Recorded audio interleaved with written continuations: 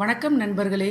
ஒருவரின் அன்பு உங்களை பெருமைப்படுத்தினால் அதன் கரம் பற்றி முன்னேறுங்கள், சிறுமைப்படுத்தினால் அதனை கை கழுவி விட்டு முன்னேறுங்கள் என்ற சிந்தனையுடன் இன்றைய வீடியோவுக்குள்ளே போகலாம் வாங்க. இன்றைக்கி நம்ம வீடியோவில் ரொம்ப சுலபமாக வீட்டில் இருக்கிற இன்க்ரீடியன்ஸை வச்சு ரொம்ப சுலபமான முறையில் இட்லி பாத்திரத்தில் நான் செஞ்ச பீஸா ரெசிபியை பற்றி உங்களோட ஷேர் பண்ணிக்க போகிறேன். அதுக்கு 2 கப் மைதா மாவு, அதுக்கு தேவையான அளவு உப்பு, ஒரு ஸ்பூன் பேக்கிங் சோடா, 2 ஸ்பூன் சர்க்கரை பவுடர், சுகர் பவுடர் போட்டு அதை நல்லா சலிச்சுக்கோங்க. சலித்த அந்த மாவை ஒரு பாத்திரத்தில் மாற்றிக்கிட்டு அதில் நல்லா உருக்குன பட்டர் அப்படி இல்லைன்னா நெய் சேர்த்து ஒரு 4லேருந்து 5 ஸ்பூன் தயிர் ஆட் பண்ணி அதுக்கு தேவையான அளவு தண்ணி விட்டு நல்லா நம்ம சப்பாத்தி மாவு பதத்துக்கு நல்லா பிசைஞ்சிக்கணும்.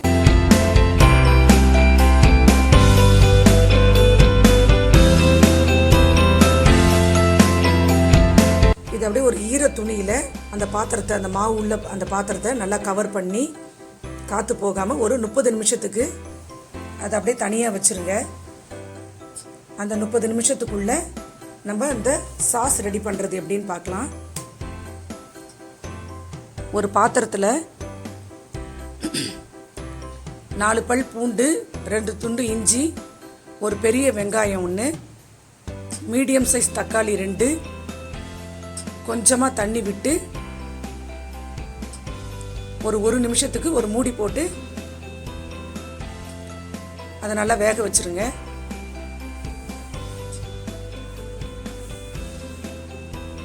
அது ஒரு 2 நிமிஷத்தில் வெந்துடும். அதை அப்படியே ஆற வச்சு மிக்சியில் போட்டு ஒரு ஃபைன் பேஸ்ட்டாக அரைச்சிக்கணும்.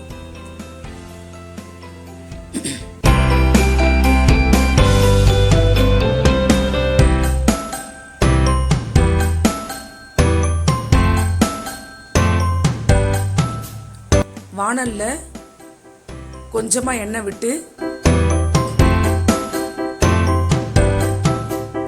அந்த தனி மிளகாத்தூள் உங்கள் காரத்துக்கு ஏற்ப 1 ஸ்பூனோ 1.5 ஸ்பூனோ போட்டு அது கூட உப்பு, சுகர் பவுடர், நம்ம அரைச்சி வச்சிருக்கிற தக்காளி பேஸ்ட்டு,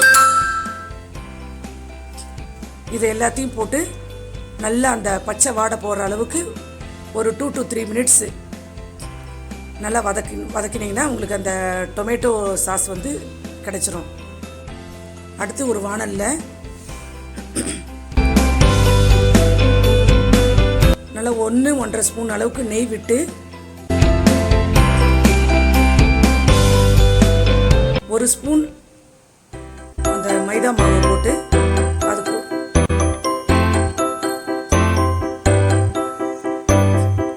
நல்லா 2 கிண்டிட்டு காய்ச்சாத பால் நல்லா 1லேருந்து 1.5 கப் ஊற்றிக்கங்க. 1லேருந்து 1.5 கப் காய்ச்சாத பாலை ஊற்றி நல்லா கிண்டிக்கிட்டே இருக்கணும்.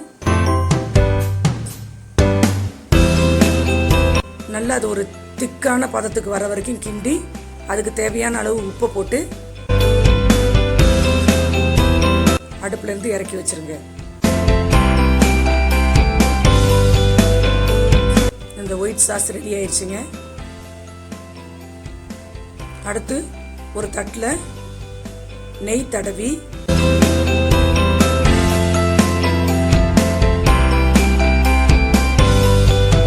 நம்ம ரெடி பண்ணி வச்சிருக்கிற அந்த மைதா மாவை நல்லா கையாலே அந்த சப்பாத்தி மாதிரி அந்த தட்டு ஃபுல்லாக ஸ்ப்ரெட் ஆகிற மாதிரி நல்லா கையிலே நல்லா தட்டி விட்டுக்கோங்க.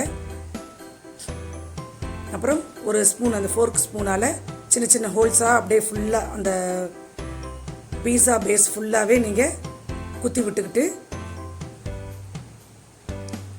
அந்த டொமேட்டோ சாஸை அது ஃபுல்லாக ஸ்ப்ரெட் பண்ணிக்கணும்.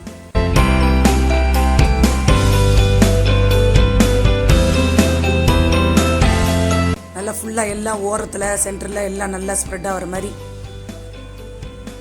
தடவி விட்டுட்டு அதுக்கப்புறம் அந்த ஒயிட் சாஸை அது மேலே திருப்பி ஸ்ப்ரெட் ஆகிற மாதிரி அதையும் ஸ்ப்ரெட் பண்ணிக்கிட்டு உங்கள்கிட்ட இருக்கிற வெஜிடபிள்ஸ் பீஸாவுக்கு ஏற்ற மாதிரி உள்ளது இந்த குடமிளகாய், வெங்காயம், தக்காளி, கேரட், கார்ன் இருந்தால் கூட போட்டுக்கலாம். சோளம் என்கிட்ட இல்லை, அதனால் அதை நான் வச்சுக்கல.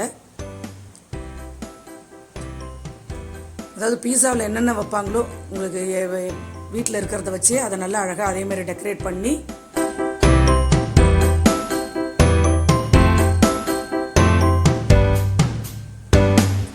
அது மேலே திருப்பி அந்த ஒயிட் சாஸை ஒரு தடவை ஸ்ப்ரெட் பண்ணிக்கோங்க.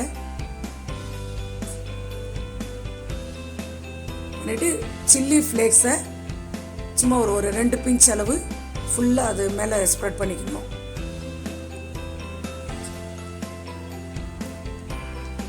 அவ்வளோதாங்க, இந்த பீஸா பேஸ் ஃபுல்லாக எல்லாமே ரெடி ஆயிடுச்சு. இதை சாதாரணமாக நம்ம இட்லி பானையில் நம்ம எப்படி இட்லி அவிச்சு எடுப்போமோ அதே மாதிரியே வச்சு ஃபுல்லாக கவர் பண்ணி 3லேருந்து 4 நிமிஷம் வச்சு எடுத்திங்கன்னா உங்களுக்கு சூப்பராக பீஸா ரெடி ஆயிருங்க. நம்ம அடியில் நெய் தடவி இருக்கிறதுனால அந்த தட்டில் ஒட்டாமல் நல்லா அழகாக ஒட்டாமல் தனியாக வந்துடும். இதே மெத்தடில் நீங்களும் வீட்டில் ட்ரை பண்ணி எனக்கு உங்களோட கமெண்ட்ஸை என்னோட ஷேர் பண்ணிக்கோங்க.